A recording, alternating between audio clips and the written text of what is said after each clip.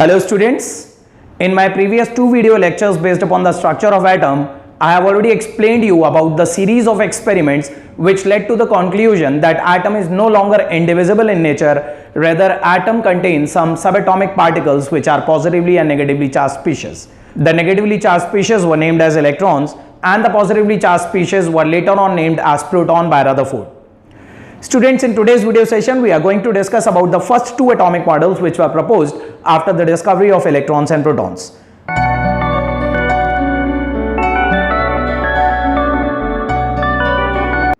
Hey everybody, this is Ankur Goyal and you are at the right place if you really want to unlock your brain with a key to success in chemistry.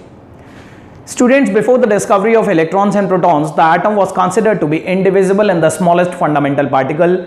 But with the discovery of the negatively and the positively charged species like electrons and protons, a curiosity was developed in the mind of scientists to analyze the internal structure and the internal arrangement of an atom.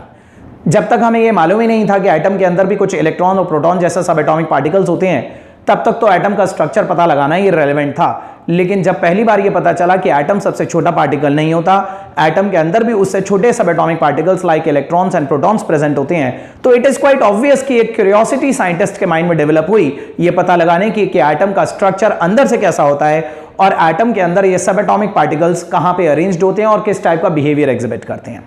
So various attempts were made in order to analyse the structure of atom and the first attempt in this direction was proposed by Thomson. जी हाँ students, वही Thompson जिस Thompson ने electron की discovery करी थी, electron पे charge to mass ratio पता लगाया था, उसी जे थॉमसन ने 1904 में एटम का पहला स्ट्रक्चर प्रपोज करा, which is also known as the Thomson's model of an atom और द प्लम पुडिंग मॉडल और the watermelon model. According to Thomson, the atom consists of a sphere with uniform distribution of positive charge within that sphere and the negatively charged electrons were assumed to be randomly embedded within that positively charged sphere. जैसे आप imagine कीजिए students, एक watermelon होता है, watermelon को जब हम cut करते हैं तो उसके अंदर जो हमें रेड रीजन दिखाई देता है, the fruity and the juicy region, that was considered to be the uniform positive charge. और वाटरमेलन के अंदर जिस तरह से उसके सीड्स जगह जगह रैंडमली एम्बेडेड होते हैं, वैसे ही एटम के अंदर इलेक्ट्रॉन्स एम्बेडेड कंसीडर करे गए. So this was a very simple structure proposed by Thomson, जिसने ये कंसीडर करा कि एटम एक हार्ड सॉलिड स्फीयर होता है. उस हार्ड सॉलिड स्फीयर के अंदर यूनिफॉर्मली पॉजिटिव चार्ज डिस्ट्रीब्यूटेड होता है और उसी पॉजिटिव चार्ज के अंदर न्यूट्रलिटी प्रोवाइड करने के लिए इलेक्ट्रॉन्स रैंडमली एम्बेडेड होते हैं. थॉमसन ने यह भी कंसीडर करा कि the total negative charge provided by these randomly scattered electrons is always equal to the positive charge over that sphere so that the atom maintains its electrical neutrality. However students, as compared to the present day atomic model, you can see Thomson के उस वक्त के इस proposed atomic model में electrons को किसी type के motion में कंसिडर नहीं करा गया था. Electrons were simply considered to be at rest, they were just randomly spreaded within that positively charged sphere. So students, as you can see over the board, this is the representation of the Thomson's model in which a spherical object has been represented and within that sphere the negatively charged electrons are randomly embedded and this structure is just comparable to this watermelon structure, जिसमें watermelon के अंदर जिस तरह से negatively charge seeds embedded होते हैं, बिल्कुल उसी तरह से एटम भी एक स्फेरिकल ऑब्जेक्ट होता है जिसके अंदर पॉजिटिव चार्ज यूनिफॉर्मली डिस्ट्रीब्यूटेड होता है और नेगेटिवली चार्ज इलेक्ट्रॉन वाटरमेलन के सीड्स की तरह रैंडमली एम्बेडेड होते हैं. हाउएवर ये स्ट्रक्चर बहुत ज़्यादा दिनों तक एक्सेप्टेड नहीं रहा. स्टूडेंट्स याद रखिएगा, 1904 में थॉमसन ने एटॉमिक मॉडल प्रेजेंट करा था, while in 1911 ये Thomson's atomic model was completely discarded with the developments made by Rutherford in his Rutherford scattering experiment. 1911 में रदरफोर्ड ने अपने स्टूडेंट्स गाइगर और मार्सडन के साथ मिलकर एक अल्फा रे स्कैटरिंग एक्सपेरिमेंट कैरी आउट करा and that's why that alpha ray scattering experiment is also sometimes known as the Geiger-Marsden experiment. Within this experiment, students, as you can see over the board, Rutherford ने एक इस तरह का setup develop करा. He placed a very thin gold foil at the center of a circular ZNS screen and he bombarded that gold foil with fast-moving alpha particles which were generated from a narrow beam that passed through a slit from a lead box. एक lead के box में एक radio active material रखा गया, उसमें से alpha race को project करा गया उस गोल्ड फॉइल के ऊपर और ये ऑब्जर्वेशंस देखी गई कि जब उस गोल्ड फॉइल के ऊपर अल्फा पार्टिकल्स बम्बार्ड होते हैं तो किस टाइप का बिहेवियर एग्जिबिट करते हैं. सो स्टूडेंट्स, अपने इस एक्सपेरिमेंट से रदरफोर्ड ने तीन बहुत इंपॉर्टेंट ऑब्जर्वेशंस नोट करी. The very first observation that he noted was that most of the alpha particle pass through the gold foil undeflected. Maximum number of alpha particles, nearly 99% of alpha particle जो हमने gold foil के ऊपर bombard करे वो gold foil में से undeflected penetrate कर गए and they striked at the centre of the ZNS screen, thus creating maximum scintillation points at the centre of screen. Scintillation points के बारे में स्टूडेंट्स मैंने अपने प्रीवियस वीडियो में आपको पहले भी बताया था। ZNS की स्क्रीन एक हाइपर सेंसिटिव स्क्रीन होती है और जब उस पर कोई लाइटेस्ट पार्टिकल भी टकराता है तो उस पर एक ग्लो प्रोड्यूस होता है and that glow is called the scintillation point. तो maximum number of alpha particles क्योंकि गोल्ड फॉइल में से अनडिफ्लेक्टेड पेनिट्रेट कर रहे थे तो एक बहुत ही इंटेंस ग्लो गोल्ड फॉइल के behind centre of the ZNS screen पे क्रिएट हो रहा था। In his second observation, he noted that some of the alpha particles were even deflected by smaller angles. कुछ ऐसे भी अल्फा पार्टिकल्स देखे गए जो जैसे ही गोल्ड फॉइल से टकराते थे तो गोल्ड फॉइल से पेनिट्रेट करने के बाद वो सीधे पास ऑन नहीं होते थे बल्कि स्मॉलर एंगल से डिफ्लेक्ट होके टिल्टेड एंगल पे ZNS की स्क्रीन पे स्ट्राइक करते थे। And the third observation was that a very few alpha particles were either deflected by very large angles or they might have probably returned back along their path. ये भी assume करा गया कि हो सकता है कुछ अल्फा पार्टिकल ऐसे भी रहे हों जो गोल्ड फॉइल से स्ट्राइक करने के बाद वापस अपने पाथ पे लौट आए हों। So these were the three important observations, students. Let me tell you these observations once again. The very first observation was that most of the alpha rays passed through the gold foil undeflected. The second observation was that some of the alpha rays were deflected by smaller angles, and the third observation was that a very few alpha particles were either deflected by very large angles or they might have probably reflected back along their path. अब student in तीन observation से Rutherford ने तीन conclusions draw करे।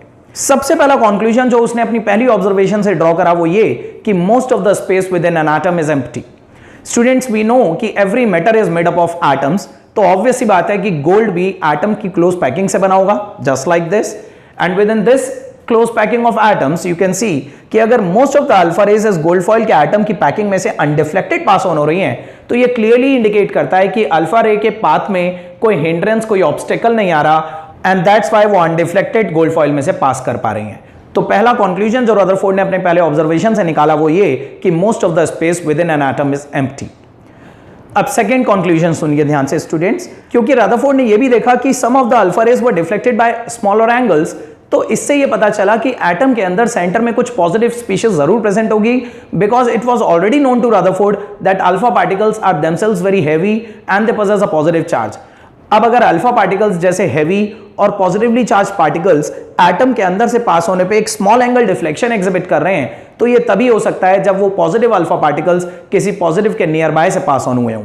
तो student इस small angle deflection से ये कंक्लूड करा गया कि एटम के अंदर किसी छोटी सी जगह में कुछ पॉजिटिव स्पीशीज जरूर प्रेजेंट होती है और ऐसा कोई भी अल्फा पार्टिकल जो उस पॉजिटिव के काफी दूर से पास ऑन होगा वो तो अनडिफ्लेक्टेड स्ट्रेट पास ऑन हो जाएगा, लेकिन कोई भी ऐसा अल्फा पार्टिकल जो उस पॉजिटिव स्पीशीज के नियर बाय से पास ऑन होगा वो रिपल्शन की वजह से स्मॉल एंगल डिफ्लेक्शन एग्जिबिट करेगा। Now listen to the third conclusion students. तीसरी ऑब्जर्वेशन में रदरफोर्ड ने यह देखा था कि कुछ अल्फा पार्टिकल ऐसे भी थे जो बहुत लार्ज एंगल डिफ्लेक्शन एग्जिबिट कर रहे थे या प्रोबेबली कुछ अपने पाथ पे वापस भी लौट आए थे।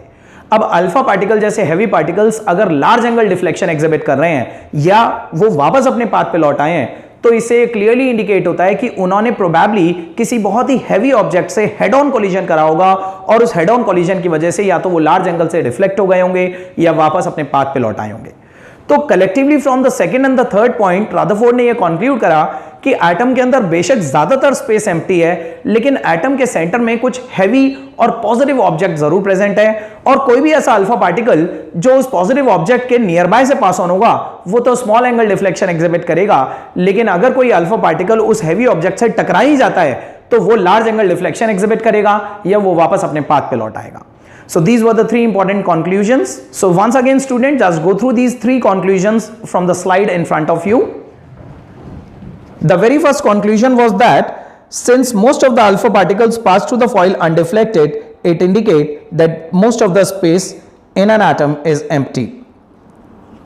The second conclusion was that since alpha particles being positively charged and having considerable mass could be deflected only by some heavy positively charged center, therefore Rutherford assumed that some heavy positive center is definitely present at the center of an atom.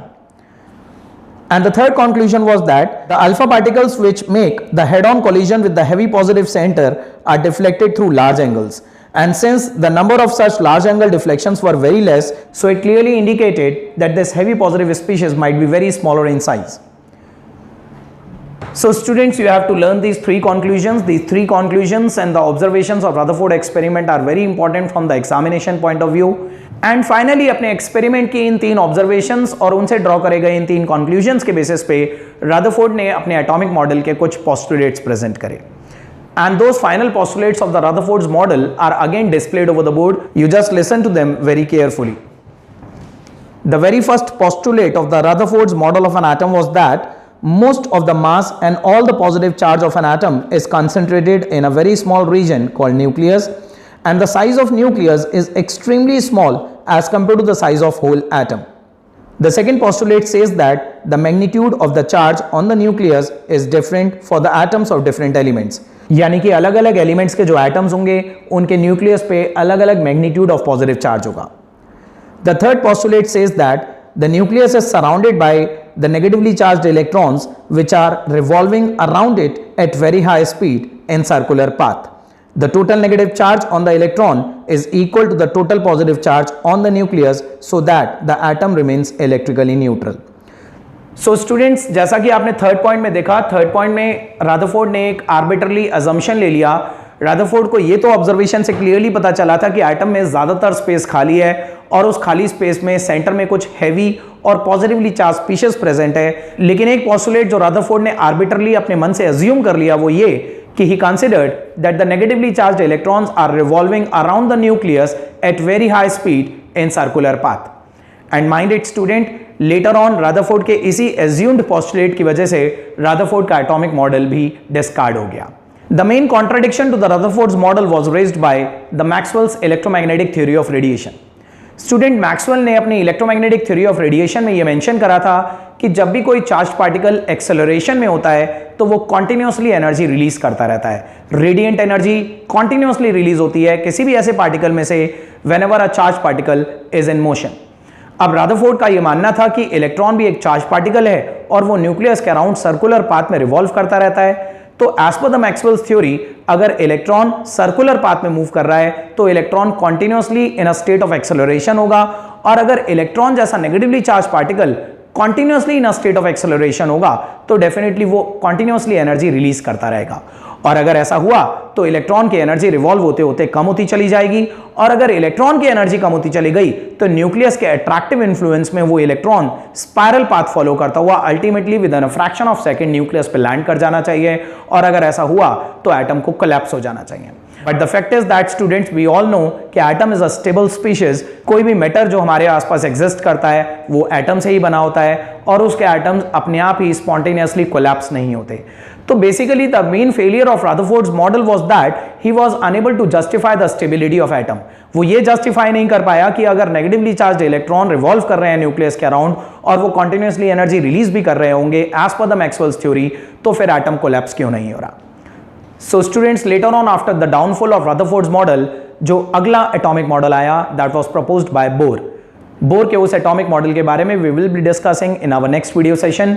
Till then have a good day. Thank you.